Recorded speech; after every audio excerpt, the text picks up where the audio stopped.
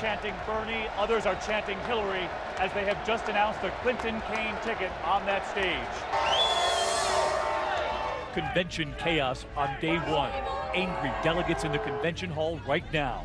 The Congresswoman, the chair of the Democratic Party, resigning, booed in front of the cameras. The pressure to keep her off the stage. Bernie Sanders telling his supporters the Democrats must support Hillary Clinton. All of this amid the major leak of party emails. The FBI now investigating tonight. The Clinton campaign saying the Russians are behind it to help Donald Trump. Also tonight, the deadly heat and the fires. Thousands of families evacuated as the number of children dying mounts, left in cars. The deadly shooting inside a club during teen night. Gunmen opening fire. The urgent manhunt underway at this hour. And breaking now, a major attack overseas. This time, a knife attack. More than a dozen reported dead. This is a special edition of ABC World News Tonight with David Muir, reporting tonight from the Democratic National Convention. And good evening from Philadelphia tonight, where before the convention even began today, chaos and division here in Philly. And it did not stop with that gavel just a short time ago here. The convention now underway with booing, with chants of Bernie. Hillary Clinton has said we're stronger together, but she'll have work to do here. Party chairwoman Debbie Wasserman Schultz, a congresswoman from Florida, booed in front of the cameras today. She was supposed to be holding that gavel not long ago, but she wasn't even allowed on that stage. Bernie Sanders speaking before hundreds of his own supporters today, and when he said Democrats must unite and support Hillary Clinton, there were boos there too. And tonight, the FBI is now investigating those leaked party emails. National security officials telling ABC News they believe Russian hackers were behind it all. And the Clinton camp tonight saying those hackers might be deliberately trying to help Donald Trump. ABC's Cecilia Vega is right down on the floor tonight.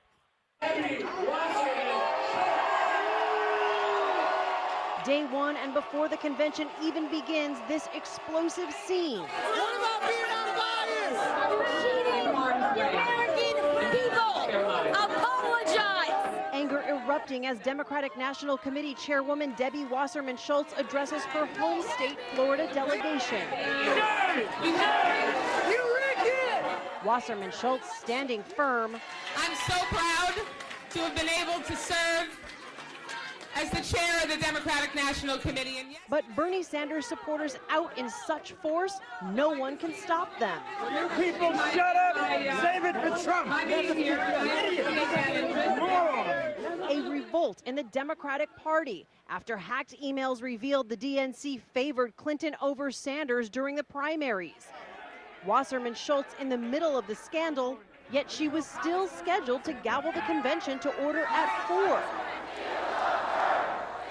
Thank you! Outside the convention hall, Sanders booed as he tries to fire up hundreds of his delegates. We have got to defeat Donald Trump.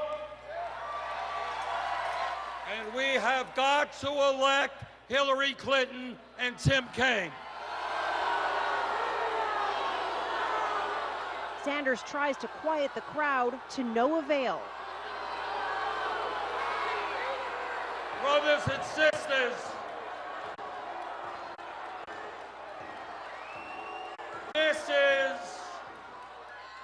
this is the real world that we live in. Trump is a bully and a demagogue. This is not how day one was supposed to go. On the campaign trail in North Carolina, Clinton painting a rosier picture. We're going to have a very different kind of convention than they had last week.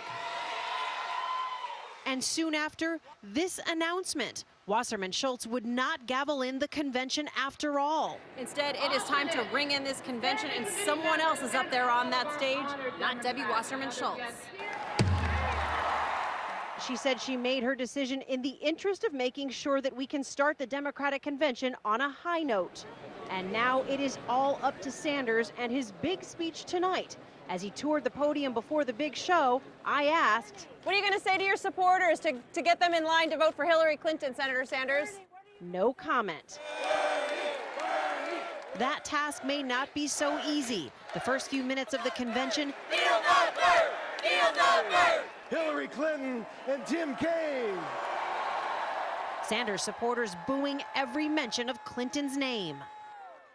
And Cecilia Vega joins us now from the floor, a very raucous convention floor tonight. And Cecilia, we know the DNC is now apologizing to Bernie Sanders about some of the content in those emails. But tonight there's a new message from Sanders to his supporters about all this booing. David, he is pleading for calm tonight. He sent an email and a text message to his supporters. He said our credibility as a movement will be damaged by these protests. So far, though, David, that seems to be having little effect down here on this convention floor. Yeah, we'll see if that word is enough from Bernie Sanders tonight. In the meantime, the First Lady, Michelle Obama, is on her way tonight. She is one of the main speakers here tonight. The First Lady will be taking the stage. She will then be followed by Massachusetts Senator Elizabeth Warren. David, Bernie Sanders, though, is the final person to take this stage tonight. All eyes on him. All right, we'll be carrying it all in prime time. Cecilia, thank you. And you all heard that message from Bernie Sanders tonight, telling his supporters that the booing is playing right into Donald Trump's hands.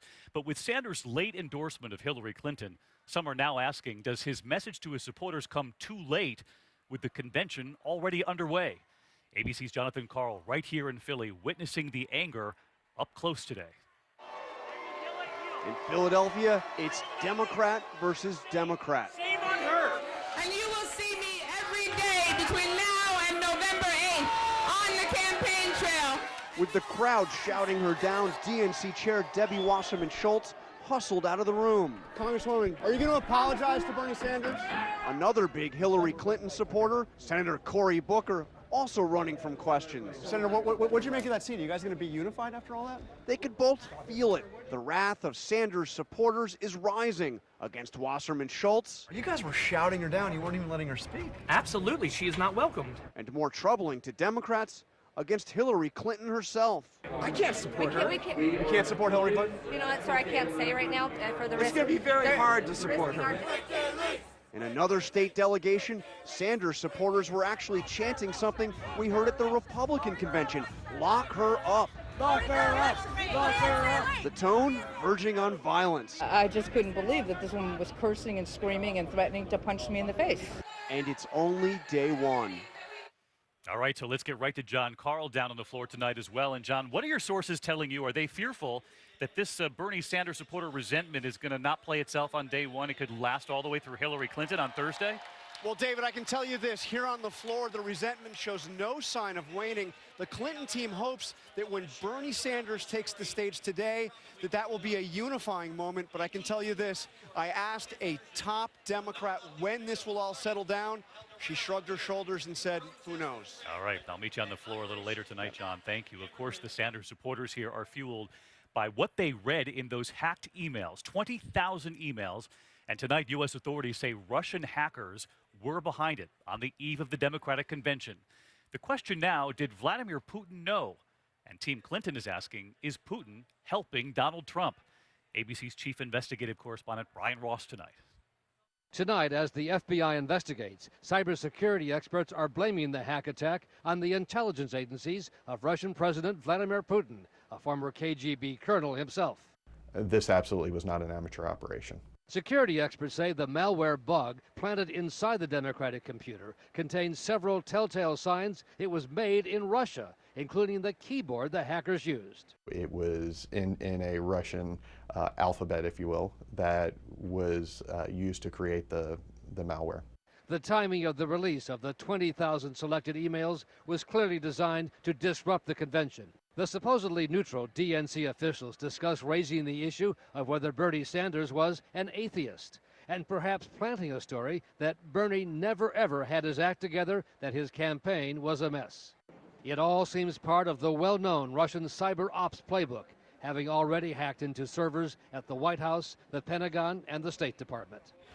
And Brian Ross with us here in Philly as well tonight. Brian, you talked to your security experts, your sources. They tell you they believe the Russians were behind this, but here's the question. Is this just the beginning? Well, good question. Officials say the hackers went undetected for more than a year. There's a lot they stole that is yet to be made public. All right, you're going to be following the trail all week long. Brian Ross tonight. Brian, thanks. Who's watching all this play out right here in Philadelphia, the division, the controversy over leaked party emails? Donald Trump. ABC's Tom Yamas with the Trump campaign in North Carolina tonight. Trump has already had plenty to say. Tonight, the Clinton campaign trying to tie Donald Trump to those hacked DNC emails. This is an attempt to undermine the secretary's campaign by Russian state actors. There are larger forces at work that are trying to hurt Hillary and help Donald Trump. But so far, no proof the hackers were looking to help Trump. The Republican nominee mocking the disarray among Democrats. They said, Debbie, you're fired. Get out, Debbie. Out. Boom. Boy, how about that for disloyalty, though, in terms of Hillary Clinton? Trump gloating that the DNC got caught. She worked very, very hard to rig the system. Little did she know that China, Russia, one of our many, many friends, came in and hacked the hell out of us. Can you imagine? Can you imagine what they're hacking? He's also taunting Senator Bernie Sanders for speaking tonight. There's no way that he can ever endorse crooked Hillary Clinton anymore, right? There's no way. And today I see him trying to make the case, and his own people are out there booing.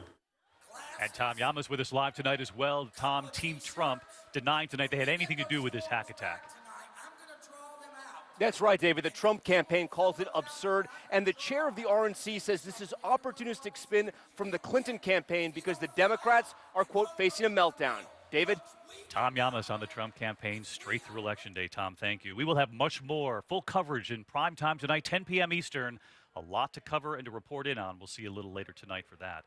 In the meantime, we do move on to other news this Monday night and to the deadly heat and devastating fires burning in the West. The worst of them burning north of L.A. tonight. Flames from the Sand Fire raging over the skyline there. The battle is now around the clock, including nighttime airdrops. Thousands of families now forced to evacuate. More than a dozen homes have already been lost. And here in the east tonight, the death toll involving children is growing, left in cars in this heat. We have it all covered. ABC's Kana Whitworth on the fire lines tonight. Embers raining down on firefighters.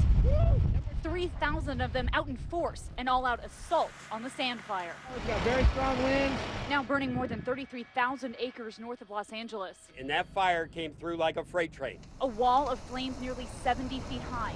Helicopters making rare nighttime water drops.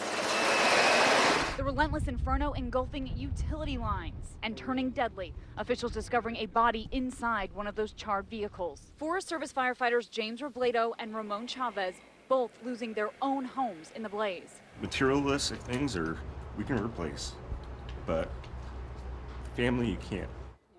Up the coast south of Monterey, 1,400 more firefighters fighting the Soberanes fire. 20 structures already destroyed there. Because this fire is burning 10,000 acres a day, they are relying heavily on their aerial attack. As you see that helicopter dropping water all along this hillside, firefighters have been forced to wait until those flames move together before they could get water on it. David?